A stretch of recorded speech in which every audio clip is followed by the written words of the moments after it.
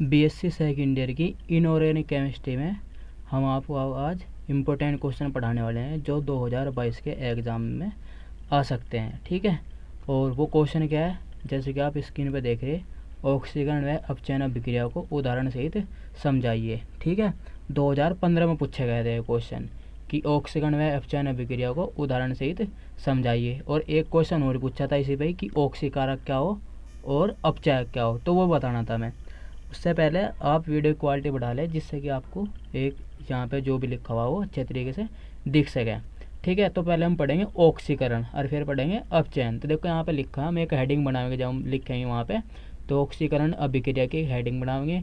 उसमें क्या लिखेंगे, इसमें लिखा विद्युत ऋण तत्व के संयोग या विद्युत धन तत्व के वियोग को ऑक्सीकरण अभिक्रिया कहते हैं। देखो ये बात हमें कुछ समझ में नहीं आई, तो हम इसलिए अब यहाँ पे जो इसमें डेफिनेशन लिखी हुई है, ठीक है, इसे हम बदल सकते हैं।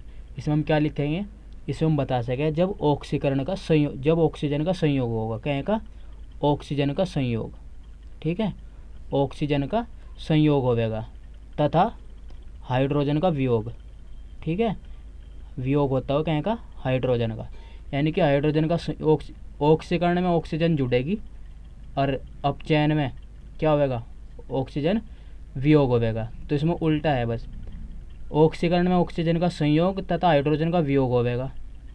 ठीक है, और अपचयन में क्या है, उल्टा लिखेंगे हम, यानी कि उसमें अपचयन में हाइड्रोजन का संयोग और ऑक्सीजन का वियोग होगा। संयोग, ऑक्सीजन का संयोग का मतलब है जुड़ेगी और हाइड्रोजन घटेगी कहीं में, ऑक्सीकरण में। और अपचयन में क्या होगा, वहाँ पे ऑक्सीजन घटेगी और हाइड्रोजन का संयोग होगा। तो जैसे ही है, बस हम इस तरीके से अपनी डेफिनेशन लिख सकते हैं। क्या कहेंगे, ऑक्सीकरण अभिक्रिया हेडिंग डाल देंगे, उसमें लिख देंगे वह अभिक्रिया जिसमें ऑक्सीजन का संयोग तथा हाइड्रोजन का वियोग होता है ऑक्सीकरण अभिक्रिया कहलाती है। ठीक है, तो हम एक पॉइंट लिखेंगे यहाँ पे, जैसे ऋण तत्वों का संयोग, एक हेडिंग है, एक क्या है, ऋण तत्व का संयोग, यानी कि किसी भी ऋण तत्व का संयोग होगा। ऋण बताओ, ऋण चार्ज किस पर हो, क्लोरीन पर हुआ माइनस का, तो देखो यहाँ पे हाइड्रोजन और क्लोरीन ने मिलकर HCl बना लिया। ठीक है, तो यहाँ पर क्या होगा, ऋण तत्व का संयोग होगा, मतलब ऋण तत्व जुड़ा। अब ऐसे ही देखो Na और प्लस Cl, यहाँ पे भी एक निगेटिव है, इस पर क्लोरीन ऋण तत्व हो ना, तो इसका संयोग हुआ। तो ये उदाहरण होगा किसका, ऋण तत्व का संयोग। यानी कि अगर ऋण तत्व का संयोग हो रहा हो कहाँ पे, कहीं भी, तो उसे हम क्या कहेंगे, ऑक्सीकरण अभिक्रिया में आ जाएगा। ठीक है, या फिर क्या हो रहा हो, एक हेडिंग हम लिख सकते हैं। दूसरा पॉइंट क्या है इसका, किसी भी अभिक्रिया में इलेक्ट्रॉन का त्याग हो रहा हो। क्या हो रहा हो, इलेक्ट्रॉन का त्याग। मान लो कोई अभिक्रिया है उसमें इलेक्ट्रॉन अलग हो रहा हो, तो वहाँ पे भी क्या कहलाओगे, उसे हम ऑक्सीकरण कहेंगे। क्या कहेंगे, ऑक्सीकरण। यानी कि ऐसे भी अभिक्रिया जिसमें इलेक्ट्रॉन का त्याग होता है ऑक्सीकरण अभिक्रिया कहलाती है। उदाहरण में जैसे Na हो, Na ने एक इलेक्ट्रॉन दे दिया, ठीक है, एक इलेक्ट्रॉन दे के क्या बचेगा, Na पॉजिटिव बन गया, एक इलेक्ट्रॉन अलग होगा। ऐसे ही जिंक करेंगे हम, जिंक ने 2 इलेक्ट्रॉन दे दिए, तो क्या होगा, 2 पॉजिटिव। तो यहाँ पे क्या हो रहा, इलेक्ट्रॉनों का त्याग हो रहा, इसने भी इलेक्ट्रॉन त्याग दिया, इसने भी, तो ये भी क्या कहलाओगी, ऑक्सीकरण अभिक्रिया कहलाओगी। तो हम इसे हम लिख सकते हैं अपने आंसर में। आंसर में हम क्या करेंगे, ऑक्सीकरण अभिक्रिया हेडिंग लिखेंगे, उसकी परिभाषा लिखेंगे, यानी कि ऑक्सीकरण अभिक्रिया वह अभिक्रिया है जिसमें ऑक्सीजन का संयोग तथा हाइड्रोजन का वियोग होता है। फर्स्ट पॉइंट लिखेंगे हम क्या, ऋण तत्व का संयोग, उसमें एग्जाम्पल लिख देंगे H+Cl 2HCl, Na+Cl NaCl। ठीक है, ऋण तत्व का संयोग, क्योंकि इसमें ऋण तत्व जुड़ रहा है। फिर उसके बाद एक हेडिंग वहाँ लिख देंगे, किसी भी अभिक्रिया में इलेक्ट्रॉन का त्यागना ही ऑक्सीकरण अभिक्रिया कहलाती है। यानी कि Na ने 1 इलेक्ट्रॉन त्याग दिया, Na+ बना लिया, जिंक ने 2 इलेक्ट्रॉन त्याग दिए, Zn+2 बना लिया, तो ये BC में आ गया। तो हमें बस 2 ही पॉइंट लिख देंगे, ऑक्सीकरण में एक ऋण तत्व का संयोग लिख देंगे और एक लिख देंगे किसी भी अभिक्रिया में इलेक्ट्रॉन का त्यागना। ठीक है, ये हम क्या करेंगे, ऑक्सीकरण अभिक्रिया में 2 पॉइंट लगाकर लिख देंगे। अब हम लिखेंगे अपचयन अभिक्रिया हो, तो हम अपचयन अभिक्रिया क्या हो ये लिखेंगे। अपचयन अभिक्रिया है, अभी हम वही परिभाषा लिखेंगे जो हमने पीछे में लिखी थी ऑक्सीकरण में, उसे उल्टा लिख देंगे। अपचयन, ऑक्सीकरण में तो ऑक्सीजन का संयोग हो रहा था, हाइड्रोजन का वियोग, यहाँ उल्टा होगा। अपचयन अभिक्रिया वह अभिक्रिया है जिसमें हाइड्रोजन का संयोग और ऑक्सीजन का वियोग होता है, तो वो वाली परिभाषा हम यहाँ लिख सकें। ठीक है, तो देखो यहाँ हाइड्रोजन का संयोग है इस अभिक्रिया में, तो हाइड्रोजन का संयोग हमने एक पॉइंट बना दी, हाइड्रोजन का संयोग हो रहा, देखो वही H+Cl 2HCl।